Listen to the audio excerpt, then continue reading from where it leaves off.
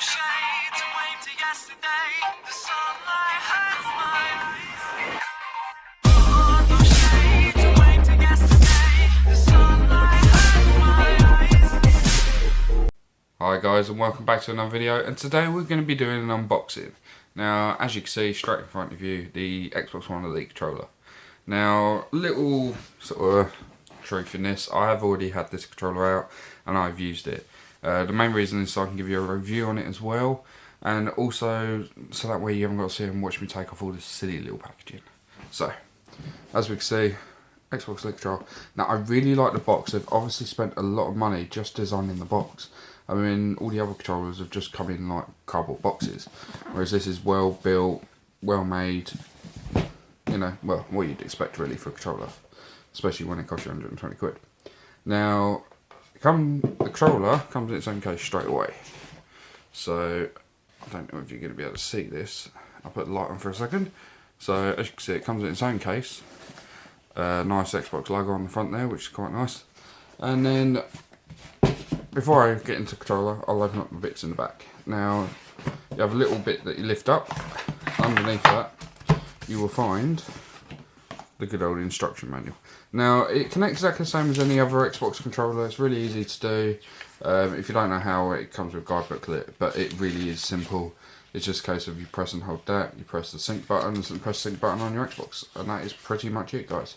So, like I say, it's really easy to connect to your Xbox. Same as all other controllers, it hasn't got any special connection issues or anything like that. In here, you also get this. Now, in here, at one end, were the batteries. Now, it comes with two Duracell batteries, which I've taken out are actually in the controller at the minute. But it also comes with a USB controller cable for your controller. Now, this cable is basically so you can connect it up if you want to play wired. Also, I believe with this controller you can wire it up to Windows 10 and play it on your laptop or PC or whatever with it as well. It also doubles up as a charging cable, and this is very long. Now, when I say it's very long, I believe it's 3 meters. You're not really going to be able to tell on the camera, but it's, you know, it's a decent length cable. So the idea is you can plug it into your Xbox, sit back and still be able to use it. So, obviously, they're the bits you get in the bottom. Very nice box, like I said, but this is the bit you really want to see. So, there it is. Now, I have changed a few bits on this, but I've changed it back to show you guys how it looks when you first take it out of the box. You got a nice little foam pad. It doesn't really do much, but because of the way the paddles sit, it just holds it nicely in the box. I suggest leaving that in there personally, but it's down to you guys. Obviously, you got the rotating thumbstick for fighting games. You got the joypads, and then obviously your normal buttons. As you can see, there's 2 preset modes. Don't know whether you're going to be able to see that. Oh, yep. So you got 1 and 2. Now, these are very useful. I actually have my setup. Well, I'll show you these and I'll show you my setup. So you got the 4 paddles on the back, which are really, you know, they're quite sensitive. There's little buttons. These come off. There's little green buttons behind, which these push on. So there's basically a button here. And then you've got the trigger stops here, which are really easy to turn on and off. Like I say, we've got 2 Duracell batteries that come with it in the back. I suggest getting a charge and play kit with this. It's down to you really. I use rechargeable AA batteries just mainly so I can change them out quicker, and I think they last longer. My experience with charge and play kits, they just don't last very long. So like I say, it's really nice. It's a little bit heavier than the normal controller, but you soon get used to it. Now, my setup, I don't use the fighting D-pad, just mainly because I don't play fighting games. So I use the standard, I'm going to throw it across the room, the standard D-pad. Now, if you listen, you should be able to hear it click in where it's a magnet. See, now there's a magnet behind there that holds that on, and it's the same for these. They come off really easily. Now, don't get me wrong, when I say easily, I don't mean you're going to knock them off. You know, they just, with a little pull, you can feel it, the magnets go, and you can pull them off. Now, with the controller, it comes with the domed one if you don't like the concave, and which is a little bit taller than the standard. I don't know if you guys can see that here. Yeah. And then you get a concave bit which is quite a bit longer. Now, I think the reason for this being longer is it's like Control Freaks basically. Instead of you put Control Freaks on there, you could just use that. Personally, I'm a close quarters type of person. I use SMGs. Yeah, submachine guns. That's right. I use submachine guns, so sorry guys, my light's gone off because my phone's dying.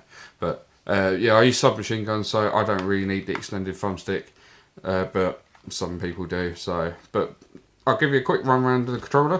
Like I say, these come off. At the minute, I personally find that 4 paddles is too much. Just to begin with, you'll find yourself constantly hitting the wrong one, and it's quite odd to adjust to. I mean, if you're a sort of person that learns very quickly, you might be okay with this, but I just couldn't get my head around it. So I've changed back to 2 paddles. Now, the advantage of having the paddles, obviously, you don't have to take your thumb off to jump, reload, change weapon, or crouch. So your melee is when you push the thing down. You can change that, so that way that is your crouch if you wish to, using tactical in the game.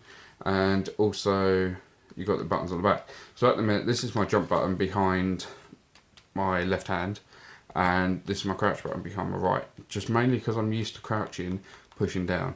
So it's you just pull the trigger on the back. So it's really quite simple. I have the wrong one. I have the trigger stop set up on the right hand side for shooting. I'm mainly playing Black Ops 3 at the minute, so this is my setup for that game. And the 2 presets. Now, preset 1 I'm using for my Call of Duty. I've got the thumbsticks on smooth. Now, I won't go into this too much detail. I'll bring up a couple pictures on screen for you. It's basically the different settings you can have in the apps, and there's loads. There is absolutely loads. I would highly recommend smooth for you guys. It's really, really good. So check that one out.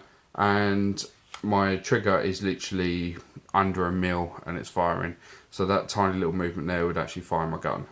So the reason is you've got really fast reaction times. I play a lot of hardcore at the minute, so this is helping quite a lot. Now, set 2, I've actually got as blank. It's actually default. Everything on the controller is default. These don't work. Now the reason for that is because I do a lot of recording. I have my laptop in front of me on the table. I end up putting my controller, not my tripod, I end up putting my controller on my knee. Now, most people, when they're not using it, put it down on the table. But because I put it on my knee, I'm finding that my knee is pushing on the buttons. And I've actually backed out of games by putting my controller down. So the default I've set as 2 on default, so that way when I'm playing, I just flick it across and I can put it down wherever I like, and I ain't going to do anything. Unless you touch buttons on the front, obviously. If you really wanted to, you could turn everything off. You could set everything to do A, and then when you put it down, it would only hit A. You know, if you really wanted to, but that's just pointless. But there you go, guys. I was turning it on. You can see the light lighting up. This controller, you can change the light setting as well. As you can see there, it dims down. That's just a visual thing for me. That's on default, and that's when I'm in COD mode as such. So there you go, guys. It's a quick review for you. I'll now run through a few gameplays. I'll show you a few bits on there. I'm really enjoying it. I believe that it's definitely helped my game. I'd say it's up to my Call of Duty game 25 if not 30% just by being able to jump with the back paddles. It's going to be one of those things that when you have a good game before and you do okay, now you're going to be able to do amazing. So it's not going to change your life. It's not going to make you an MLG player. It's not going to make you a pro overnight. But it will definitely help. Obviously, I played in the MLG series. I played in COD Championships a couple of years ago, so I know a bit about competitive. And if I had this at the time, or a scuff, which I couldn't actually afford, I think I would have done better. Now, I would highly recommend these over the scuff, just mainly because they're first party. They are made by Microsoft. They are made by Xbox.